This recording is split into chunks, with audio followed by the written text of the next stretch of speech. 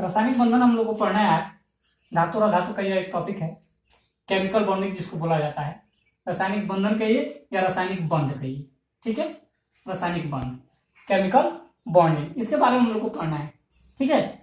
इसके बारे में पढ़ने से पहले हम कुछ चीजों के बारे में जाने के पहले, जैसे आप लोगों ने ऐसे देखा होगा, हाइड्रोजन, ऑक्सीजन, नाइट्रोजन, ठीक है, फास्फोरस, कार्बन सल्फर, फास्फोरस, या फिर इसमें भी देखा होगा आप लोगों ने H2, O2, N2, कार्बन में होता है H8, P4, ठीक, ऐसे भी आप लोगों ने देखा होगा H2O, C2H6 या CH4, C2H6, N2O,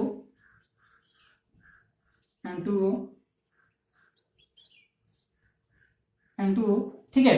इस रूप में आप लोगों ने देखा होगा P2O3 भी हो सकता है आपका, P2O3, PDC, ठीक है। अभी यह जो आपको दिख रहा है, तो ये दोनों जो है आपके क्या है जी, इन दोनों को हम लोग क्या कहेंगे, तत्व, एलिमेंट, और यह जो है आपका ये क्या है, यौगिक, यौगिक कहलाएगा। ये जो दोनों रूप दिख रहा है इसका, ये दोनों क्या है, तत्व है, और यह क्या है आपका, यौगिक है, ठीक है। अगर जो तत्व और यौगिक की ओर हम लोग बात करें, ठीक है, तो अब ये बात यहां पे दिखना है कि ये तत्व क्यों है और ये यौगिक क्यों है। देखिए, जब तत्व को हम लोग परिभाषित करते हैं तो तत्व को हम लोग परिभाषा देते हैं कि समान प्रकार के परमाणुओं वाले पदार्थों को हम लोग क्या कहते हैं, तत्व कहते हैं। समान प्रकार के परमाणुओं से बनने वाले पदार्थ को हम लोग क्या कहते हैं, तत्व कहते हैं, ठीक। और यह जब यौगिक की बात आती है तो यौगिक का हम लोग डिफिनेशन देते हैं कि दो या दो से अधिक तत्वों के परमाणुओं के एक निश्चित अनुपात से बने हुए पदार्थ को हम लोग क्या कहते हैं, यौगिक कहते हैं। दो या दो से अधिक तत्वों के परमाणुओं के एक निश्चित अनुपात में बने हुए पदार्थ को हम लोग क्या कहते हैं, यौगिक कहते हैं, ठीक। इसका हम लोग डिफिनेशन देते हैं ये। अब यहाँ पे जो है यौगिक जो है और तत्व है, ठीक। तत्व जो होता है वह केवल मिलकर बनाता है क्या, परमाणुओं से। ये क्या आपका परमाणु,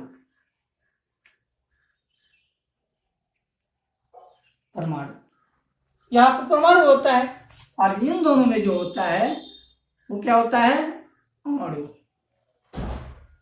अणु के मिलने से बनता है परमाणु, मतलब एटम, अंग्रेजी में बोले तो एटम, और ये होता है आपका मॉलिक्यूल, अंग्रेजी में मॉलिक्यूल बोलते हैं, अणु बोलते हैं, ठीक। यहां पे देखा, ये सिंगल है, अकेले है, यानी एक ही परमाणु है। हाइड्रोजन में कितना है, एक ही परमाणु है, और यहाँ पे दो परमाणु है लेकिन एक ही तत्व का परमाणु है, एक ही प्रकार का है, एक ही समूह का है, ठीक है ना।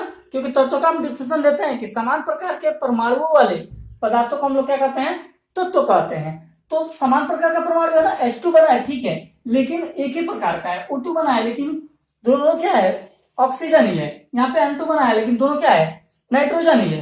तो इसलिए देखिए यहाँ पे यह जो है परमाणु है आपका, तो समान प्रकार के, तो ये आपका ये तत्व हो गया, हाइड्रोजन हो गया, ऑक्सीजन हो गया, नाइट्रोजन हो गया, कार्बन हो गया, सल्फर हो गया, फास्फोरस हो गया।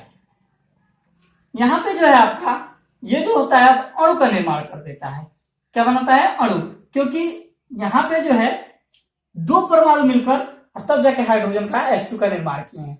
तो हम लोग जब परमाणु का कहते हैं तो परमाणु का डिफिनेशन हम लोग देते हैं, दो या दो से अधिक तत्वों के परमाणुओं के निश्चित अनुपात से बने पदार्थ को हम लोग क्या कहते हैं, तत्व कहते हैं, सॉरी यौगिक कहते हैं। यौगिक की अगर हम लोग बात करें तो ठीक है। अब यहाँ पे ये जो हो अणु जो बना है, यहाँ पे फास्फोरस के कितने अणु हैं, 4 अणु हैं, सल्फर के कितने अणु हैं, 8 अणु हैं, नाइट्रोजन के कितने अणु हैं, 2 अणु हैं, ठीक। अब ये 2 रूप में पाया जाता है तत्व। पहली बात कि तत्व 2 रूप में पाया जाता है, एक तो मुक्त अवस्था में और दूसरा संयुक्त अवस्था में। तो आपका 2 रुपए पाया जाता है, एक मुक्त अवस्था में, दूसरा संयुक्त अवस्था में। संयुक्त अवस्था मतलब कंबाइन मतलब एक साथ। तो कंबाइन अवस्था में यहाँ पे दिख रहा है, यह एक रूप में ये है और एक रूप में यह है, यह मुक्त अवस्था में और यह संयुक्त अवस्था में है। संयुक्त अवस्था मतलब जुड़ा हुआ। ठीक, अब बात करें यौगिक की, तो यौगिक में जो होता है 2 या 2 से अधिक परमाणुओं के एक निश्चित अनुपात में मिलने से जो पदार्थ बनता है उसको हम लोग क्या बोलते हैं, यौगिक बोलते हैं। यहाँ पे देखिए हाइड्रोजन का 2 परमाणु है। ठीक, हाइड्रोजन के 2 परमाणु और ऑक्सीजन का 1 परमाणु है, तो मिलकर आपका यौगिक का निर्माण किया है। अब इनके बीच जो है, यहाँ पे हाइड्रोजन के बीच जो है, कहीं ना कहीं किसी न किसी प्रकार से यह हाइड्रोजन आपस में जुड़ा हुआ है। कहीं ना कहीं यह एक दूसरे को आकर्षित कर रहा है, जिसके कारण हाइड्रोजन क्या हुआ है, जुड़ा हुआ है। इन दोनों के बीच, हाइड्रोजन के बीच किसी न किसी प्रकार का बंध कार्य कर रहा है। कोई ना कोई ऐसा एक बंध है जो इन दोनों को क्या हुए है, जोड़े हुए है। उसी तरह ऑक्सीजन की बात करें तो ऑक्सीजन के बीच भी, इसी तरह अगर हम लोग CH4 की बात करें या H2O की बात करें तो HOH, इनके बीच भी कोई किसी न किसी प्रकार का आकर्षण है, किसी न किसी प्रकार का खिंचाव है, जिसके कारण ये आपस में क्या हुए हैं, जुटे हुए हैं। तो इनके बीच जो होता है, यही जो आकर्षण जो होता है, ठीक है, इन तत्वों के बीच, इन परमाणुओं के बीच यह जो आकर्षण कार्य करता है, आकर्षण बल जो कार्य करता है, जो इनको बांध कर रखता है, उसी को हम लोग बोलते हैं क्या, रासायनिक बंध। ठीक है, उसको हम लोग क्या बोलते हैं, रासायनिक बंध। यानी हम इसका डिफिनेशन दे सकते हैं कि किसी अणु में उनके परमाणुओं के मध्य लगने वाला आकर्षण बल क्या कहलाता है, रासायनिक बंध कहलाता है। किसी परमाणु में, यहां पे हम उसका डिफिनेशन लिख सकते हैं, किसी परमाणु में उनके अणुओं के मध्य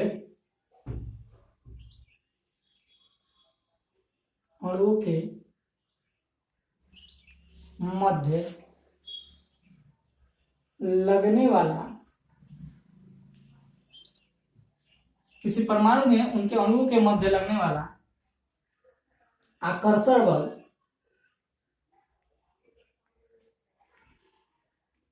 किसी परमाणु में उनके अणुओं के मध्य लगने वाला आकर्षण बल क्या कहलाता है, रासायनिक बंध कहलाता है।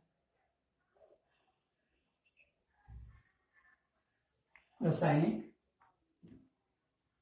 बंध कहलाता है। ठीक है, इसका हम लोग, मैंने कहा ना आपसे कि ये किसी न किसी बंध के द्वारा आपस में, आकर्षण के द्वारा आपस में जुड़े हुए हैं। तो इनके बीच जो आकर्षण बल कार्य कर रहा है, उसी का हम लोग क्या बोलते हैं, रासायनिक बंध बोलते हैं। तो इसका हम लोग डिफिनेशन दे सकते हैं। रासायनिक बंध का डिफिनेशन हम यहाँ पे हेडिंग बना लेंगे और उसके बाद से इसको लिख लेंगे कि किसी परमाणु में उनके अणुओं के मध्य लगने वाला आकर्षण बल रासायनिक बंध कहलाता है। ये चीजें जो थी आपको समझाने के लिए था कि कैसे होता है। ठीक है, अणु क्या होता है, परमाणु क्या होता है, ये चीज था आपको समझाने के लिए।